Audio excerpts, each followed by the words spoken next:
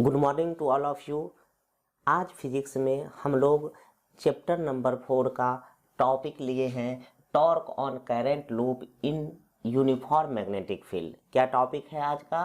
Torque on current loop in uniform magnetic field and magnetic dipole. तो आज के topic में हम लोग समझेंगे कि एक समान चुंबकीय क्षेत्र में बल आघूर्ण किस प्रकार से लगेगा। अगर कोई लूप है, करंट का लूप है, तो उस पर बल आघूर्ण किस प्रकार से लगेगा ये हम लोग समझेंगे। ओके, तो आज का एम क्लियर है कि हम लोग क्या करने वाले हैं कि आज हम लोग टॉर्क के बारे में स्टडी करेंगे। जब हमारा कोई करंट लूप है तो उस पर कितना टॉर्क लग रहा है ये स्टडी करना है। हम लोग क्या क्या जान चुके हैं? हम लोग ये जान चुके हैं कि अगर कोई लूप है तो उस पर फोर्स कैसे लगता है, फोर्स किस प्रकार से निकालते हैं ये सीख चुके हैं। साथ में हम लोग मैग्नेटिक फील्ड निकालना सीख चुके हैं। अब आगे का जो टॉपिक है वो क्या है? टॉर्क किस प्रकार से निकलेगा। अगर कोई लूप है तो टॉर्क कैसे क्रिएट होगा। टॉर्क के बारे में आपको क्लास 11th में डिटेल में पढ़ना है। तो क्लास 11th का जो टॉपिक टॉर्क है उसके बारे में आपको पता होगा, और बेसिक बातें तो आपको 8-9 क्लास से भी पता है कि टॉर्क जो होता है वह फोर्स इनटू परपेंडिकुलर डिस्टेंस होता है। तो ये बेसिक फार्मूला है, इसका यूज अभी भी हम लोग करेंगे। और डिटेल में आपको जानना हो तो आप क्लास 11th देख लीजिए, ठीक है। तो टॉर्क के बारे में आपको कंप्लीट नॉलेज आ जाएगा। तो अभी हम लोग बल आघूर्ण निकालेंगे कि करंट लूप पे बल आघूर्ण किस प्रकार से निकलेगा, ठीक है। उसके लिए क्या क्या क्या रखना है? यूनिफॉर्म मैग्नेटिक फील्ड रखना है। बी यानी एक समान रहेगा, हर जगह एक समान रहेगा।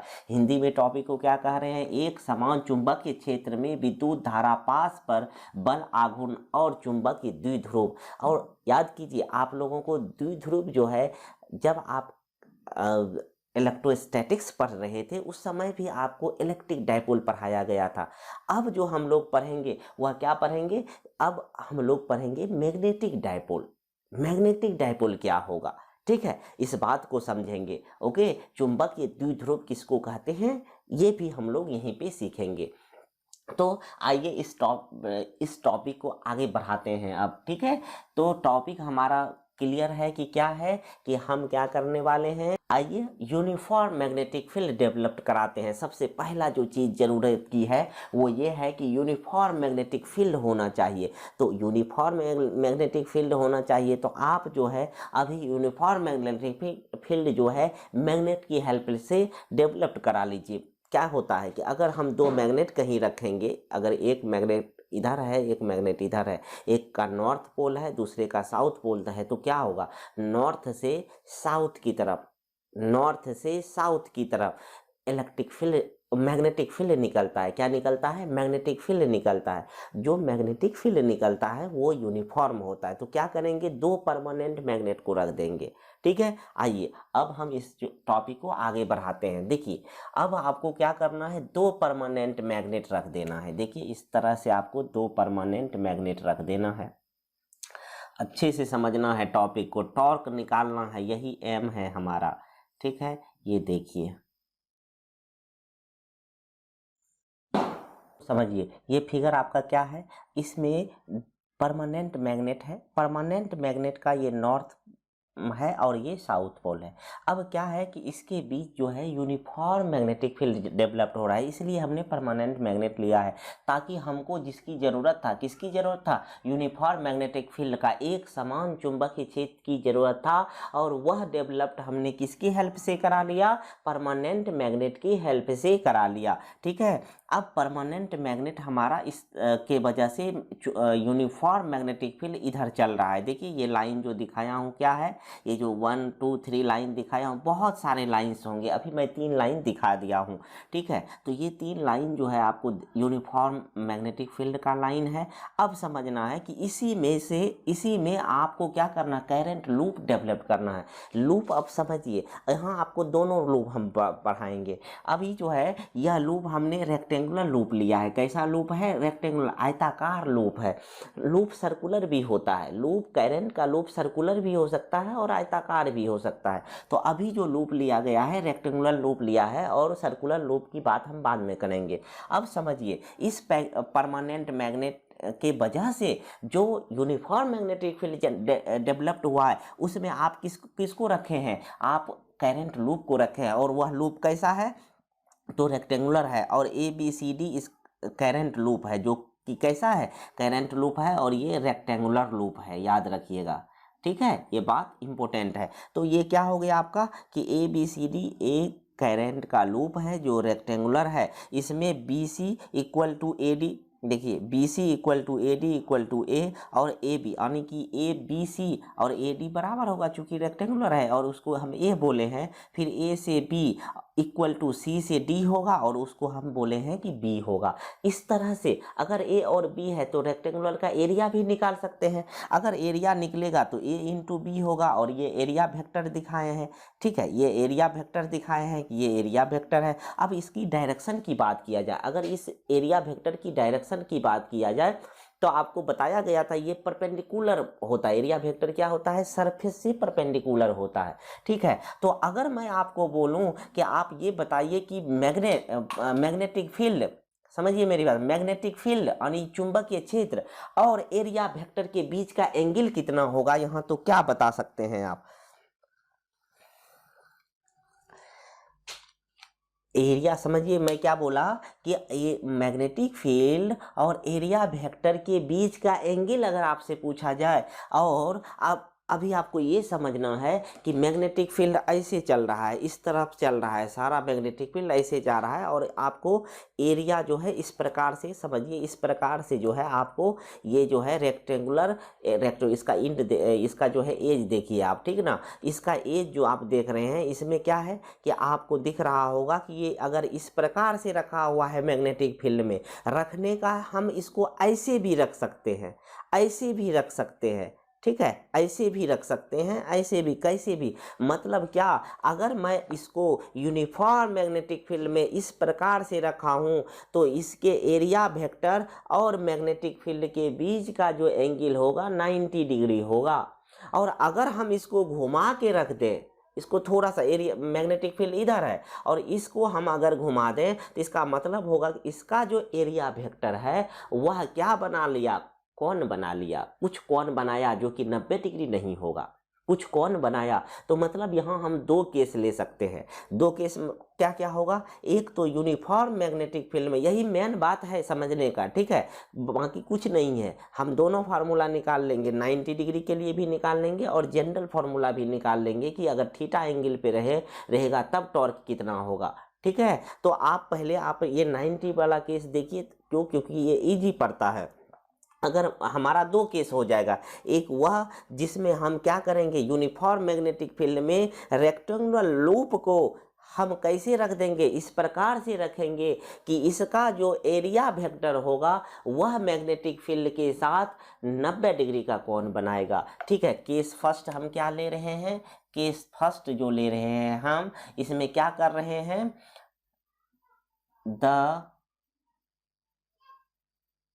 लिख रहे हैं, यहां देखिए इस तरह से लिख देते हैं, torque when area vector A and magnetic field B has angle 90 degree, ठीक है। पहला केस क्या लिए हैं, जब आपको इसके एरिया वेक्टर नीचे, एरिया वेक्टर क्या हो गया, अभी आपको इस प्रकार से हो गया मैग्नेटिक फील्ड, आपको देखिए इस, अगर मैग्नेटिक फील्ड इधर है तो एरिया वेक्टर नीचे हो गया, देखिए केस क्या हो गया, इस प्रकार से हो गया कि मैग्नेटिक फील्ड अगर इधर चल रही है, मैग्नेटिक फील्ड इधर है तो एरिया वेक्टर हमारा क्या हो जाएगा, नीचे हो जाएगा, एरिया वेक्टर नीचे हो जाएगा, ठीक है, यही हमारा एरिया वेक्टर है, एरिया वेक्टर नीचे है, ठीक ना, इस प्रकार से हो जाएगा, ठीक है, इस प्रकार से समझिएगा बात को, इस प्रकार से हो जाएगा। अब हमको समझना है कि अगर ऐसा केस आ गया है तो फोर्स किस प्रकार से लगेगा, समझ गए कि यही चीज हमको समझना है। ओके गए आप कि ये हमारा क्या है कि एरिया वेक्टर। देखिए ये प्लेन इस प्रकार से है, अगर मैं इसके बीच में नीचे की दिखाया हूँ क्या एरिया वेक्टर, अभी इस तरह से दिखा दिया है कि एरिया वेक्टर इधर है। तो यहाँ से यहाँ तक लेंथ, टोटल लेंथ कितना है बताइए, ये लेंथ टोटल कितना है, टोटल लेंथ कितना हो गया, टोटल लेंथ हमारा ए हो गया। तो ए कितना हुआ, a/2 हो जाएगा, इधर a/2 हो जाएगा। बीच से दिखाए हैं एरिया वेक्टर हमारा क्या है, इसको इस प्रकार से थोड़ा सा देखिए, एकदम बीच से दिखाइएगा, ठीक है।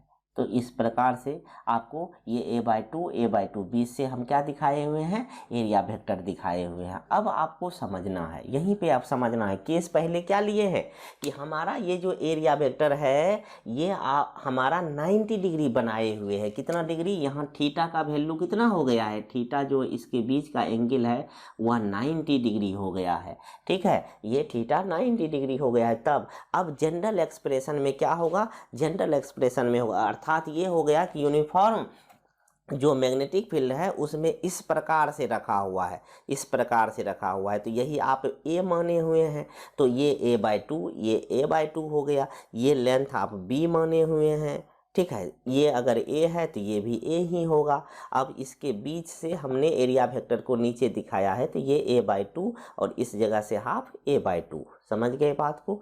अब देखिए, अब आपको क्या करना है कि अब इसका एरिया वेक्टर आपको नीचे हो गया। अब आपको यहाँ से फोर्स कैलकुलेट करना है, फिर टॉर्क कैलकुलेट कर लेंगे, ओके। और एक बार में दूसरा केस क्या होगा, ये तो पहला केस हो गया। दूसरा केस हो गया जो इस तरह से था, इसको हल्का ऐसे घुमा देंगे। जब घुमा देंगे तो इसका मतलब हुआ कि ये इसका जो इस तरह से चल रहा था एरिया वेक्टर, ऐसे जो चल रहा था, ये जो सीधा था ऐसे था, नीचे था अभी, अब इसको ऐसे घुमा दिए हैं। तो इसका मतलब हुआ कि जो ये बी है, बी से कुछ एंगल बना लिया। तो वो केस हम बी नंबर में देख लेंगे आगे। पहले आकर के इसको समझ लीजिए, फिर आसानी से आप कर लीजिएगा इसको, ठीक है। अब यहाँ से क्या है, आपको ये आघूर्ण, यहाँ से बल आघूर्ण निकालेंगे। बल आघूर्ण हिंदी में भी लिख देता हूँ, बल आघूर्ण जब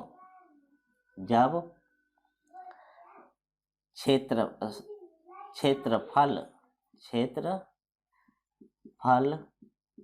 सदिश और चुंबकीय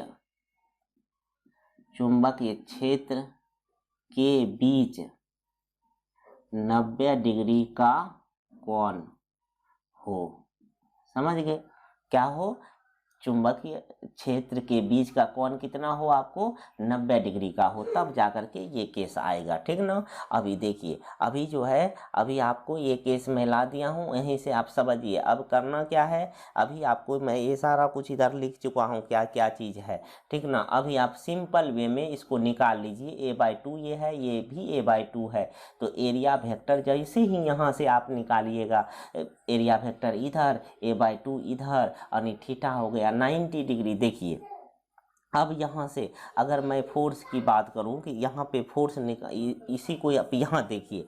अब यहाँ से देखिए, अब आपको फोर्स निकालना है। फोर्स अगर आप निकालते हैं सबसे पहले इस वाले AD पे निकालते हैं, तो बताइए मैग्नेटिक फील्ड इधर है और मैग्नेटिक फील्ड का डायरेक्शन इधर, मैग्नेटिक फील्ड इधर, और आप डिस्प्लेस कर रहे हैं इधर। तो थीटा कितना हो गया, इस केस में थीटा जो है आपको कितना हो गया, 180 डिग्री हो गया। कितना हो गया, 180 डिग्री हो गया। अब देखिए यहाँ से ए से बी जा रहे हैं, ए से बी जा रहे हैं, बी आपका इधर है, मतलब बी इधर जा रहे हैं, आप ऊपर की ओर डिस्प्लेस हो रहे हैं करंट के डायरेक्शन में। तो कितना डिग्री हो जाएगा, इसके लिए थीटा कितना हो जाएगा, इसके लिए थीटा कितना हो जाएगा, 90 डिग्री हो जाएगा। इसके लिए थीटा कितना हो जाएगा, इधर बी के तरफ ही जा रहे हैं, तो ये 0 डिग्री हो गया। तो अब हर सी से डी में भी थीटा कितना हो जाएगा, 90 डिग्री हो जाएगा, 90 डिग्री हो जाएगा। इस तरह से आपको सब एंगल पता हो गया। तो आप निकालिए, सारा फोर्स निकालिए। अब AD या BC दोनों देखिए क्या हो जाएगा। हम सबसे पहले AD पे निकालते हैं। अब निकालते हैं, now force on line, force on wire कर देते हैं, ठीक है। फोर्स ऑन वायर, कौन सा वायर लेते हैं, AD, वायर AD, ठीक है। Now force on wire AD। यानी कि अब क्या कर रहे हैं, बल निकाल रहे हैं एडी पे। हिंदी में लिखिएगा तो क्या लिखिएगा, अब एडी तार पर बल, बल कितना होगा बताइए। एडी तार पे अगर फोर्स आपको निकालना है, फोर्स ऑन एडी, तो देखिए फोर्स निकाल रहे हैं कहाँ पे, तो एडी पे निकाल रहे हैं, फोर्स ऑन एडी पे निकाल रहे हैं। तो कितना हो जाएगा, आपको करंट का वैल्यू देखिए, फार्मूला याद है, फार्मूला जो बेसिक फार्मूला है फोर्स का, आपको यहाँ लिख देता हूँ, F = I L cross B होता है। ये फार्मूला आपको याद होगा, यही फार्मूला है, बेसिक फार्मूला है और इसको याद रखना है। F = कितना होता है, I × L क्रॉस बी होता है। समझ गए बात को। अगर L क्रॉस बी होता है तो F निकालिए इसको, I तो I L, इसके बाद B, L और B के बीच का एंगल क्या, डिस्प्लेसमेंट और B के बीच का एंगल यहाँ कितना, 180 डिग्री। तो LB क्या हो जाएगा, इसको डायरेक्ट लिख देता हूँ, यहाँ से हो गया ILB साइन 180 डिग्री। साइन 180 का वैल्यू बोलिए 0 होता है, जिसका मतलब हुआ इस पे फोर्स जो लगेगा, इस AD पे कितना लगेगा, 0 लगेगा। उसी तरह से अब अगर मैं बात करूं इस वाले पे B से C पे, यहाँ थीटा D 0 हुआ है तो साइन 0 भी 0 होता है, जिसका मतलब है BC पे भी इतना ही फोर्स लगेगा। तो यहाँ डायरेक्ट लिख देता हूँ F = F, अब निकाल रहा हूँ किस पे, BC पे। तो इसमें क्या हो जाएगा, ILB साइन 0 हो जाएगा, तो ये भी क्या हो गया, 0 हो गया। तो इसका मतलब क्या हो गया, इसका मतलब हो गया कि जो FAD है और FBC है, इस पे दोनों पे फोर्स 0 लग गया। यानी कहने का मतलब है कि ये जो आपको पैरेलल या एंटी पैरेलल है, मैग्नेटिक फील्ड से जो तार पैरेलल या एंटी पैरेलल है, मेरी बात ध्यान से सुनिए, मैग्नेटिक फील्ड से जो तार पैरेलल या एंटी पैरेलल है, उस पे जो फोर्स लगेगा वह 0 लगेगा उस पे। यानी कि अगर फोर्स ही 0 हो गया तो टॉर्क भी नहीं होगा, वहाँ पे टॉर्क भी इस वाले पे नहीं होगा। ठीक है, अब आते हैं आगे लिखते हैं। तो यहाँ से क्या पता चल गया, यानी कि पता चल गया कि force on wire AD and BC will be 0।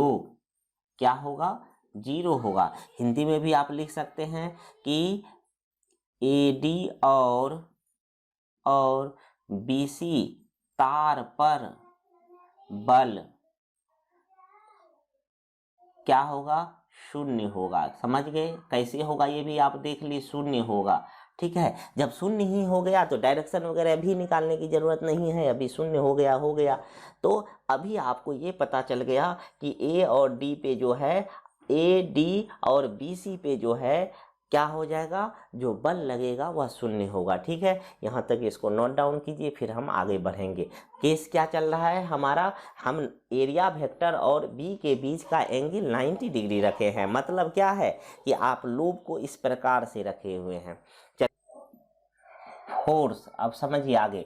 Now force on wire AB और या फिर BC और B क्या हो जाएगा, CD हो जाएगा, AB और CD।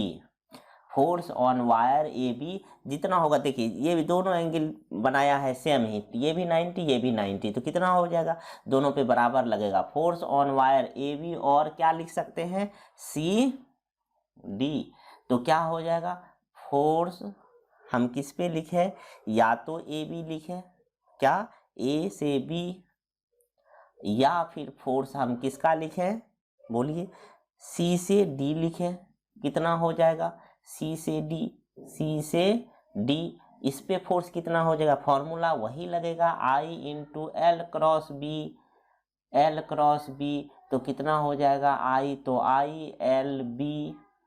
अच्छा, इसका जो है वैल्यू पुट कर देते हैं। देखिए यहाँ तक वैल्यू देख लीजिए, तो वहाँ तो 0 था, तो देने की ज़रूरत नहीं हुआ। एल का वैल्यू बोलिए, ए से बी या सी से डी कितना है, बी है ना, ए से बी, तो बी है लेंथ इसका, सी से डी में भी बी ही है, तो हम क्या लिख सकते हैं, इसको बी लिख सकते हैं, यानी कि हमारा क्या हो जाएगा, एल के जगह हो जाएगा ए हो जाएगा, ठीक है, ए हो जाएगा। इसको इस प्रकार से लिख सकते हैं, देखिए ऐसे लिख सकते हैं आप, एल बी साइन थीटा, यही ना होगा। तो इसको आप आई का आई ही वैल्यू रह गया, एल का वैल्यू बी हो गया, देख लीजिए यहाँ से, देख लीजिए बी लेंथ है इसका, बी हो गया, और ये कैपिटल बी है, मैग्नेटिक फील्ड है, और साइन का थीटा का वैल्यू 90 डिग्री हो गया।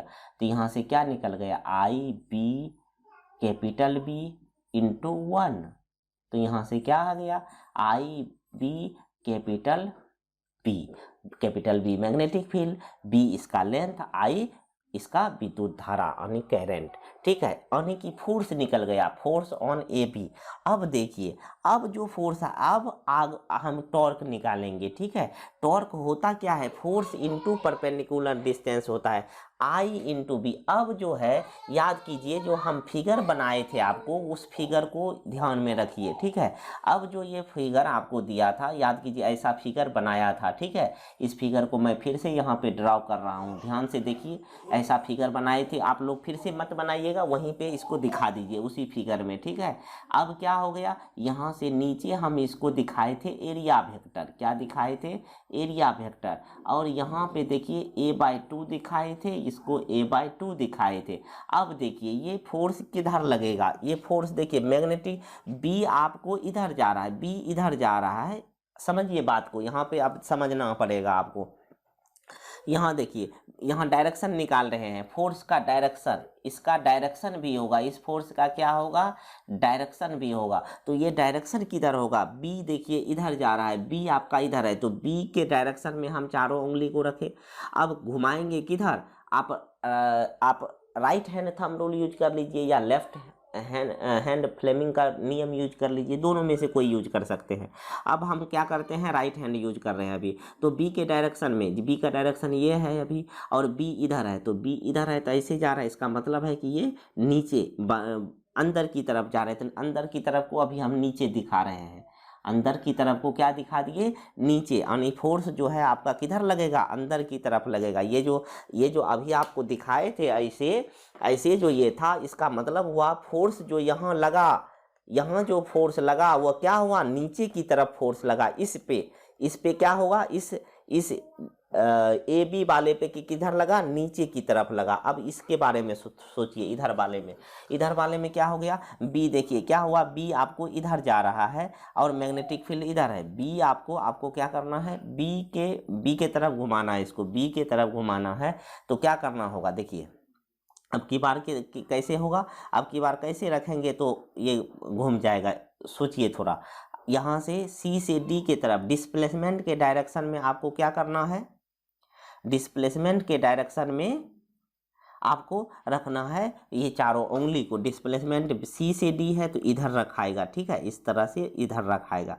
बी किधर है, बी आपको इधर है, तो ये क्या है, बाहर की तरफ आ रहा है, देखिए ऐसे रखेंगे, और बी हमारा इधर ही है, तो इधर क्या हुआ, बाहर की तरफ, यानी फोर्स जो है इस बार जो है, इस जो अंदर जा रहा है उससे जस्ट अपोजिट है, मतलब क्या हो गया, ऊपर की तरफ फोर्स लग गया, फोर्स इस पे ऊपर की तरफ लगे, और मैग्नीट्यूड दोनों का बराबर है। यहाँ एफ जो है हमारा ए बी है, एफ ये फोर्स क्या है, ये कौन सा फोर्स नीचे की तरफ दिखाए हुए हैं, बोलिए, नीचे की तरफ जो दिखाए हैं फोर्स कौन सा, फोर्स हमारा ए बी के कारण से, ऊपर के में किसका चला जाएगा, सी डी के कारण से, और दोनों का मैग्नीट्यूड बराबर है, दोनों किसके बराबर है, आई बी एल, दोनों का मैग्नीट्यूड बराबर है, ठीक है। ये मैग्नीट्यूड हो गया, ये आपको क्या हो गया, ये आपको मैग्नीट्यूड हो गया, और ये इसका डायरेक्शन आपको दिखा दिए यहाँ से। अब देखिए फोर्स इनटू परपेंडिकुलर, क्या होता है, यही आपको ये वाला जो है आपको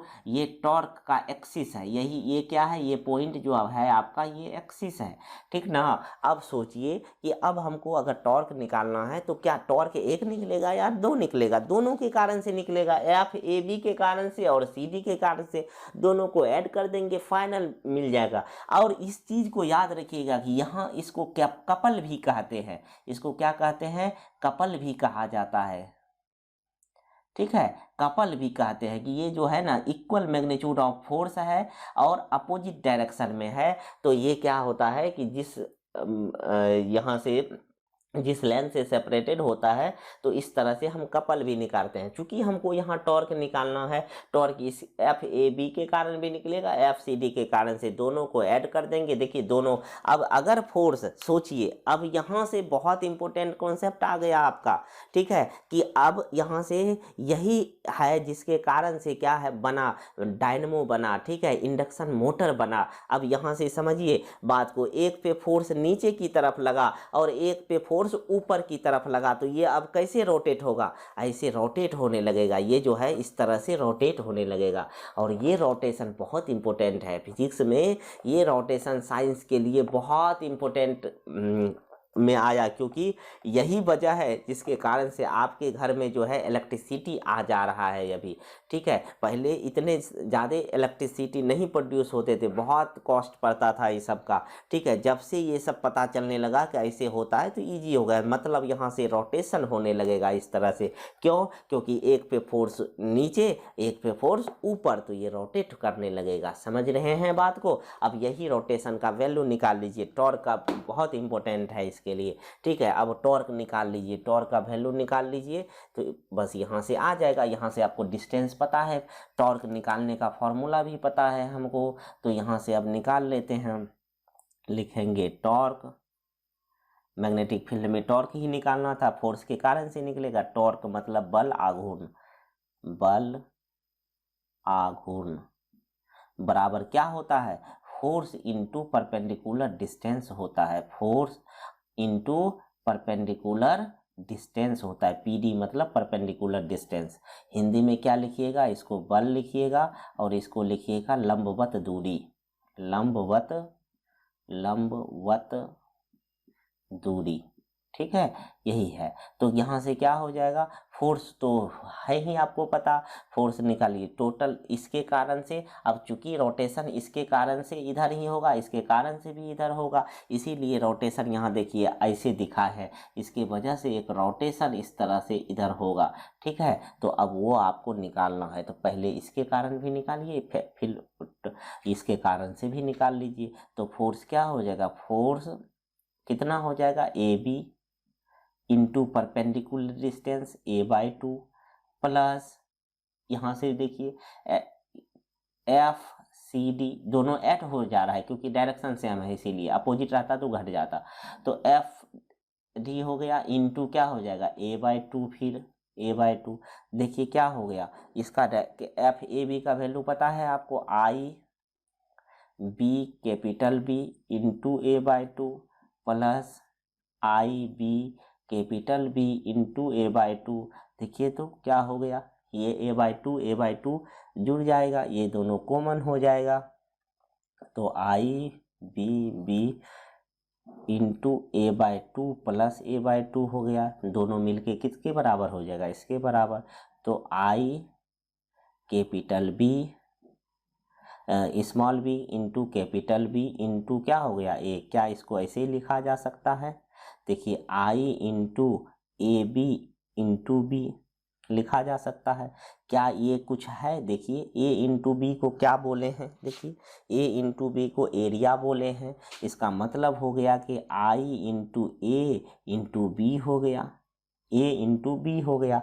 अब जो ये आई इंटू ए है, देखिए आई इंटू जो ए है, इसी को हम लोग क्या बोलते हैं, इसी को हम लोग क्या बोलेंगे, यहाँ जो एक वर्ड यूज किए हैं मैग्नेटिक डाइपोल कहते हैं। क्या कहते हैं, मैग्नेटिक डाइपोल कहते हैं। मैग्नेटिक डाइपोल अब क्या हो जाएगा पता है, मैग्नेटिक डाइपोल को हम स्मॉल m से I इंटू एम को जो दिखाते हैं ये स्मॉल m से दिखाते हैं इंटू b हो गया ये, ठीक है। अर्थात यहाँ से ये पता चल गया कि m बराबर जो है I इंटू a होगा, ठीक है। अगर वेक्टर के फॉर्म में लिखेंगे, इसी को और करके वेक्टर के फॉर्म में लिखेंगे तो इसमें इस तरह से लिखेंगे, समझ गए, इस तरह से लिखेंगे इसको।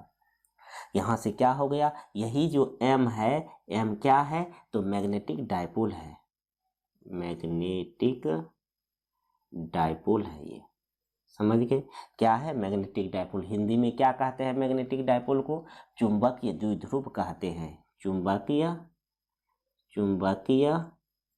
द्विध्रुव, ठीक है, इसको द्विध्रुव कहते हैं, चुंबकीय द्विध्रुव कहते हैं। तो टॉर्क निकालने के लिए आ गया, टॉर्क क्या निकला, टॉर्क जो है m इंटू बी निकला, m small m into B निकला, क्या निकल गया, टॉर्क का वैल्यू निकल गया, okay. Equal to torque equal to कितना हो गया आपको I, इसको जो है मैं ऊपर लिख देता हूँ, ठीक है, इसको देखिए ऊपर लिख देता हूँ, यहाँ तक नोट डाउन कीजिए, आप इसको नोट डाउन कर लीजिए, ठीक है। अभी आपको इस चीज़ को मैं यहाँ लिख देता हूँ, ठीक है। अभी अब हम क्या कर रहे हैं, इसी चीज़ को इधर लिख दे रहा हूँ कि टॉर्क इक्वल टू कितना हो गया आपको, टॉर्क इक्वल टू हो गया, टॉर्क इक्वल टू हो कितना गया IAB, ठीक है। एक फॉर्मूला इसको भी लिखेंगे इस तरह से, ये क्या है तो ये एरिया वेक्टर है, एरिया वेक्टर है। I क्या है, करंट है, करंट है, B क्या है, मैग्नेटिक फील्ड है, समझ गए। या टॉर्क इक्वल टू क्या, टॉर्क को टाउ से डिनोट करते हैं, टॉर्क को किसे टाउ से करते हैं, टाउ इक्वल टू क्या और लिख सकते हैं m, इसको m लिख सकते हैं इंटू b कर सकते हैं, ठीक है। तो टॉर्क को वेक्टर क्वांटिटी से डिनोट करते हैं, तो इस प्रकार से भी कर सकते हैं, ठीक है, इस प्रकार से भी कर सकते हैं। और अगर इफ, समझिएगा, if n number of turn हो, n नंबर ऑफ टर्न हो, तब क्या हो जाएगा, तो टॉर्क जो है आपको हो जाएगा टॉर्क इक्वल टू जो यहाँ से फॉर्मूला आप लिखिएगा, टॉर्क इक्वल टू क्या हो जाएगा, NIAB, यह भी फॉर्मूला होगा, ठीक है। या टॉर्क इक्वल टू, फिर यहाँ से अगर आप लिखते हैं, यहाँ से अगर लिखते हैं तब क्या हो जाएगा, टॉर्क इक्वल टू हो जाएगा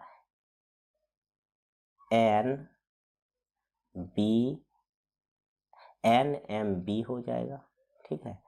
इस तरह से ये फॉर्मूला निकल गया, आपको याद रखना है इस फॉर्मूले को अब, ठीक है, इस फॉर्मूले को याद रखना है।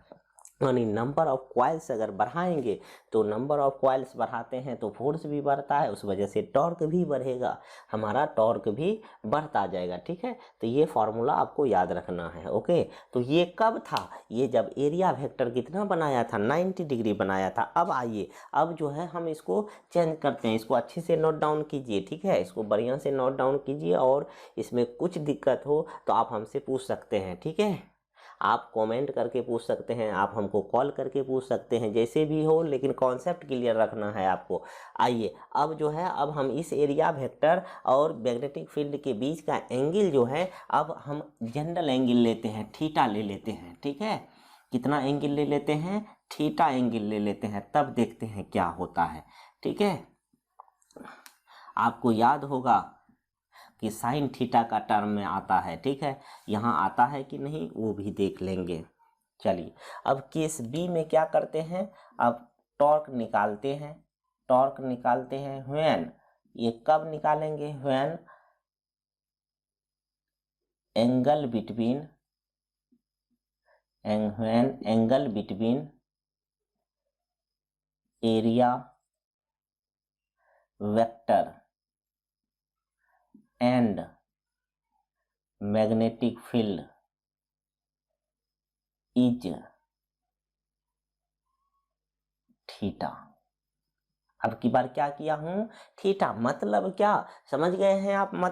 मतलब ये है कि इसको हम इस तरह से घुमा दिए हैं, तो मैग्नेटिक फील्ड अगर इधर है तो इसके साथ एरिया वेक्टर क्या होगा, एंगल बनाएगा। एरिया वेक्टर क्या होता है, परपेंडिकुलर था। अगर इसको हम घुमा दिए हैं तो एरिया वेक्टर अब क्या होगा, मैग्नेटिक फील्ड के साथ 90 डिग्री नहीं बनाएगा, कोई जनरल एंगल बनाएगा। तो when angle between torque when angle between area vector and magnetic field is theta. मतलब कंसीडर अब कैसा हो गया है, अब हो आपका इस प्रकार से गया है। इसको थोड़ा सा हम और इधर बनाते हैं ताकि और भी काम हो सके। यहाँ देखिए इस तरह से बनाते हैं कि अब जो है ना, आपको पहले का लाइन ये था। अब अगर ये इसको हम अभी डॉटेड लाइन से दिखा देते हैं, ठीक ना। इसको हम अभी डॉटेड लाइन से, पहले ये था, ठीक ना, पहले ये था, लेकिन अब इसको आप क्या किए हैं, घुमा दिए हैं, इस तरह से घुमा दिए हैं, ठीक है। जब इसको इस तरह से घुमा दिए हैं तो बताइए,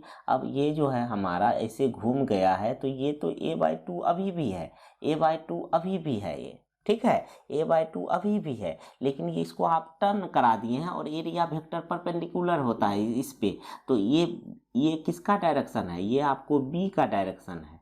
और एरिया वेक्टर का डायरेक्शन इस बार ये हो गया एरिया वेक्टर का, ठीक है। तो ये एंगल बना लिया, ये एंगल बना लिया, कितना एंगल बना लिया, थीटा। यही समझिए, 3D फिगर समझिए, तब बढ़िया से समझ में आएगा। ये इस प्रकार से पहले था मैग्नेटिक फील्ड में, अब ये नीचे इस तरह से 90 डिग्री, ये वाला एरिया वेक्टर था 90 डिग्री बनाया था, लेकिन इसको अब इस तरह टर्न कर दिए हैं, तो मैग्नेटिक फील्ड के साथ ये एंगल थीटा बना लिया है, ठीक है। अब आपको पता है, अब आपको एक चीज़ पता है कि फोर्स यहाँ लगेगा, ठीक है। फोर्स अगर यहाँ पे लगेगा, इस पे फोर्स लगेगा तो क्या होगा, ये फोर्स का डायरेक्शन और मैग्नीट्यूड आपको फिर से निकालना है कि अब क्या होगा। फोर्स पर फोर्स आपको एक, जैसे कि पहले भी आपको दिखाए थे कि यहाँ फोर्स क्या लगा है, नीचे की ओर लगता है, और यहाँ फोर्स ऊपर की ओर लगता है, ठीक है। इसको थोड़ा सा और आगे कर देते हैं, इसके बराबर कर देते हैं, ठीक है, इसके बराबर कर दी। यहाँ पे फोर्स ऊपर की ओर लगा, ठीक है। अब सोचिए थोड़ा सा कि अब जो है फोर्स इनटू परपेंडिकुलर डिस्टेंस तो अब भी हमको लेना है। ये a/2 है, इधर से लिखते हैं तब अच्छा लगेगा, ये a/2 है, ये भी a/2 है, तो फोर्स इनटू इसके, इस दोनों के बीच का तो हमको डिस्टेंस निकालना पड़ेगा ना। अब ये एंगल अगर थीटा है, देखिए अब ये एंगल अगर थीटा है तो ये एंगल कितना हो जाएगा, ये वाला एंगल कितना होगा, समझिएगा बात को, ये एंगल कितना हो जाएगा, ये अगर एंगल थीटा है तो ये 90 माइनस थीटा हो जाएगा। अगर ये 90 माइनस थीटा है तो ये एंगल भी 90 माइनस थीटा हो जाएगा। मेरी बात ध्यान से सुनिए, 90 माइनस थीटा हो जाएगा। अगर ये 90 माइनस थीटा हो जाएगा और ये 90 डिग्री है तो ये एंगल आपको थीटा हो जाएगा। यानी कहने का मतलब है कि ये डिस्टेंस जो है ये हमको अभी पता नहीं है, तो ये डिस्टेंस नहीं पता है तो हम इसको x लिख लेते हैं। अगर ये x होगा तो इधर वाला भी डिस्टेंस कितना होगा, x ही होगा, इधर भी x, इधर भी x ही होगा। अब ये x, अगर मैं अभी फोर्स लिखूंगा तो इसको जरूर टॉर्क लिखूंगा, तो फोर्स तो हमको पता है कि ये फोर्स किस पे लगेगा, फोर्स इस वाले एक से FAB पे लगेगा, FAB पे लगेगा। ये फोर्स किस पे लगेगा, CD पे, बाकी और सब तो जीरो हो गया, ये पहले भी हम देख चुके हैं, ठीक ना। अभी देखिए, अभी सोचिए थोड़ा सा आप, अब यहाँ से यहाँ तक जो है डिस्टेंस कितना हो गया, यहाँ से यहाँ तक डिस्टेंस आपका कितना हो गया, x, तो परपेंडिकुलर डिस्टेंस अब तो ये हो गया, ये वाला a/2 तो रहा नहीं, अब x हो गया। तो पहले हम x का वैल्यू निकाल लेते हैं। इस ट्रायंगल में देखिए x का वैल्यू कैसे निकलेगा, अगर इसमें आप साइन थीटा लिखेंगे तो ये लंब हो जाएगा। नाउ फॉर, देखिए अब क्या करना है, इसको हिंदी में भी मैं लिख देता हूं। देखिए बल आघूर्ण जब एरिया वेक्टर और मैग्नेटिक फील्ड के बीच थीटा कोण हो, ठीक है, यही चीज है। तो अभी हम हिंदी में भी लिख दिए, आपको समझिएगा इसको। तो अब हमको क्या करना है कि साइन थीटा लिख रहे हैं। देखिए इस ट्रायंगल में साइन थीटा बराबर लंब बटे क्या होता है, लंब बटे कर्ण होता है।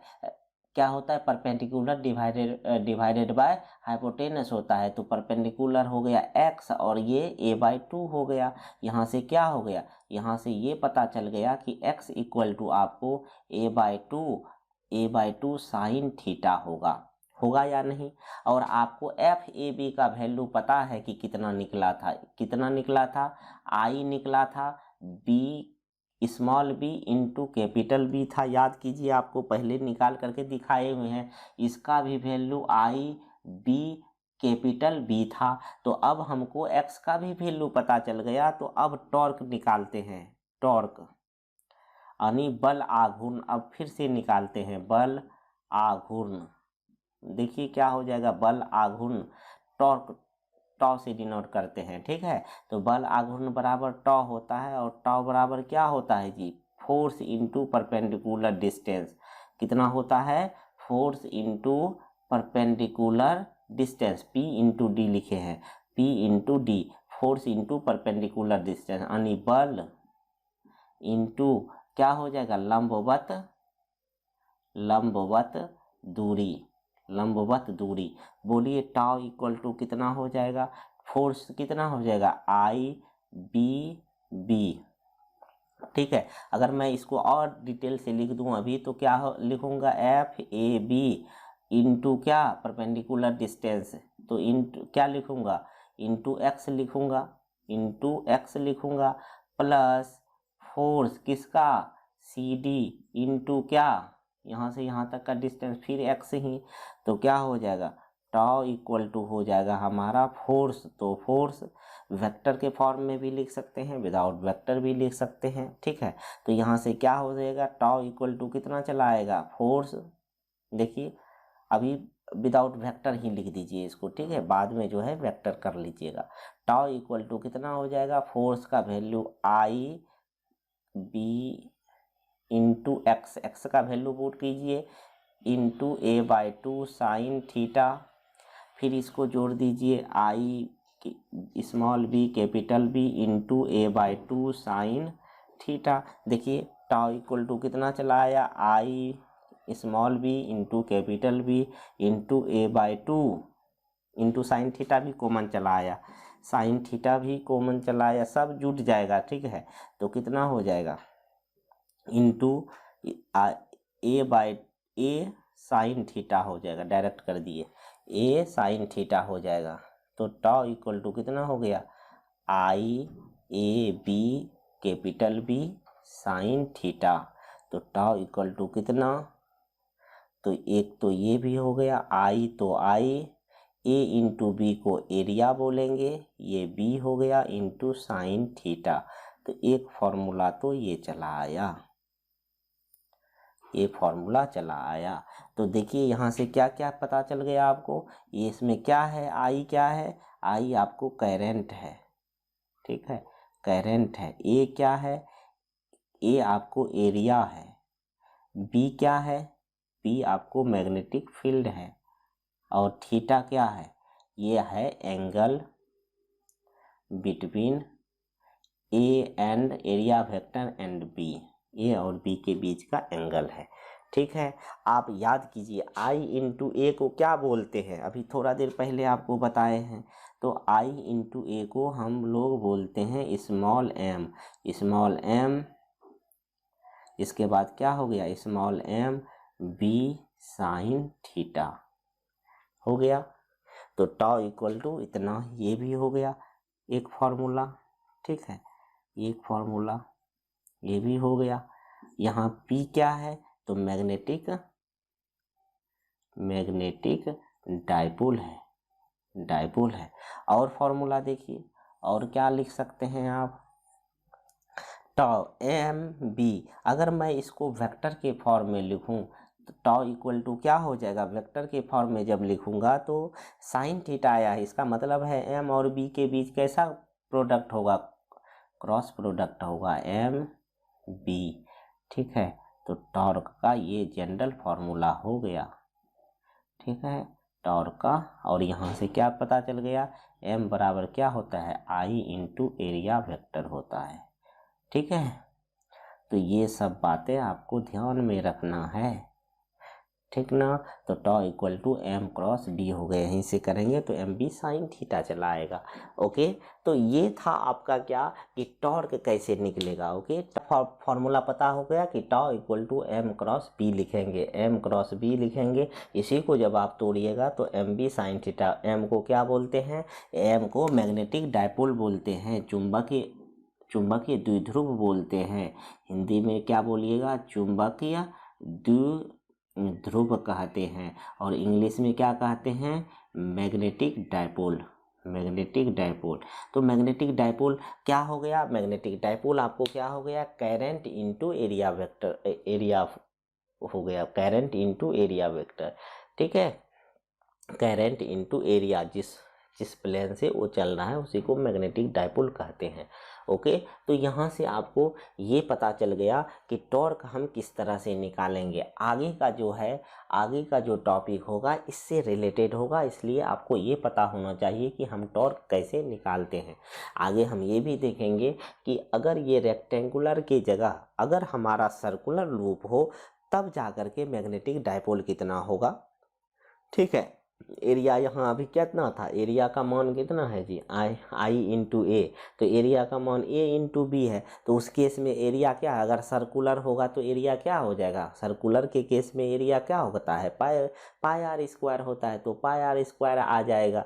ठीक है, तो ये सब चीज़ें हम अगले क्लास में देखेंगे। इस क्लास को हम यहीं तक रखते हैं। इसमें आप लोगों ने देखा कि अगर हमको यूनिफॉर्म मैग्नेटिक फील्ड दिया हो और उस मैग्नेटिक फील्ड में किसी रेक्टेंगुलर करंट लूप को रख दिया जाए तो उस लूप में जो टॉर्क क्रिएट होगा वो कितना होगा, वो हमको निकालने चला आया। ठीक है, torque equal to m cross, यही देखिए अभी आपको तो क्या हो जाएगा, m अगर साइन थीटा अगर 90 डिग्री हो जाएगा तो m इंटू बी हो जाएगा। यानी कि अभी जो पढ़े, बाद में जो पढ़े हुए हैं आप, वो पहले जो पढ़े, ठीक है, पहले जो पढ़े इसी का क्या था, स्पेशल केस था। इसी का क्या था, स्पेशल केस था। इसमें थीटा अगर हम 90 डिग्री कर देंगे तो वही चीज़ चला आएगा, थीटा 0 होगा तो टॉर्क 0 हो जाएगा। तो ये सब बातें आपको एनालाइज करना है यहाँ से देख करके। ओके, तो अभी आप क्या करेंगे कि आपको ये पता हो गया कि अगर किसी यूनिफॉर्म मैग्नेटिक फील्ड में करंट कैरिंग वायर को इस प्रकार से रख दिए जाए कि वह कैसा फॉर्म हो, रेक्टेंगुलर लूप फॉर्म करे, तो उस लूप में जो मैग्नेटिक फील्ड के पैरेलल और एंटी पैरेलल होगा उस पर कोई फोर्स नहीं लगता है। लेकिन अगर वह क्या हो, परपेंडिकुलर हो, ठीक है, लूप परपेंडिकुलर हो, तब जाकर के उस पर फोर्स लगता है और उस फोर्स की वजह से टॉर्क लगता है। ठीक है, और टॉर्क के बेसिक फार्मूला से हम लोग अभी निकाल लिए कि बल आघूर्ण के चुंबकीय द्विध्रुव के टर्म में भी अगर हमसे पूछेगा तो भी निकाल सकते हैं। इलेक्ट्रिक डायपोल को किससे डिनोट किए थे, स्मॉल p से डिनोट किए थे, याद कीजिए। अभी मैग्नेटिक डायपोल है तो इसको स्मॉल m से डिनोट कर रहे हैं। तो मैग्नेटिक डायपोल क्या हो गया, मैग्नेटिक डायपोल जो है वह क्या हो गया, तो I इंटू ए को कहते हैं मैग्नेटिक डायपोल। ओके, इसका यूनिट भी आपसे पूछा जा सकता है। मैग्नेटिक डायपोल का मैं थोड़ा सा लिख देता हूँ, देखिए, तब क्लास को ख़त्म करेंगे। थोड़ा सा उसके बारे में भी लिख देता हूँ, मैग्नेटिक यहीं पे लिख रहा हूँ। ठीक है, देखिए मैग्नेटिक डायपोल की मैं बात करूं, मैग्नेटिक डायपोल तो magnetic dipole due to current loop क्या हो जाएगा, मैग्नेटिक डायपोल को किससे डिनोट करते हैं, स्मॉल m से डिनोट करते हैं। ये जो होता है I इंटू एरिया वेक्टर होता है, I into area vector. Language में क्या लिखेंगे, it is product of current and area of given loop, unit क्या हो जाएगा, यूनिट ऑफ एम क्या हो जाएगा, देखिए करंट का एम्पियर होता है और एरिया का मीटर स्क्वायर होता है, तो एम्पियर इंटू मीटर स्क्वायर हो जाएगा, ये यूनिट हो गया, यूनिट ऑफ एम क्या हो गया, एरिया इंटू मीटर स्क्वायर हो गया। ठीक है, समझ गए। और टॉर्क का यूनिट क्या होता है, अगर टॉर्क के यूनिट की बात किया जाए, यहाँ लिख देता हूँ यूनिट ऑफ टॉर्क का यूनिट होता है, चूंकि फोर्स इनटू परपेंडिकुलर होता है, इसीलिए क्या लिखिएगा आप, देखिए आप लिख सकते हैं न्यूटन मीटर, क्या लिख सकते हैं, न्यूटन मीटर लिख सकते हैं, समझ गए, न्यूटन मीटर लिख सकते हैं। ओके, तो टॉर्क का यूनिट न्यूटन मीटर में रहता है। तो ये हो गया हमारा इस टॉपिक के बारे में कंप्लीट स्टडी, इसको अच्छे से नोट डाउन कीजिए और क्लास को आज यहीं समाप्त करते हैं। अगली क्लास में देखेंगे कि सर्कुलर लूप के कारण से जो मैग्नेटिक डायपोल होगा वो कैसे निकलेगा। Okay, thank you so much.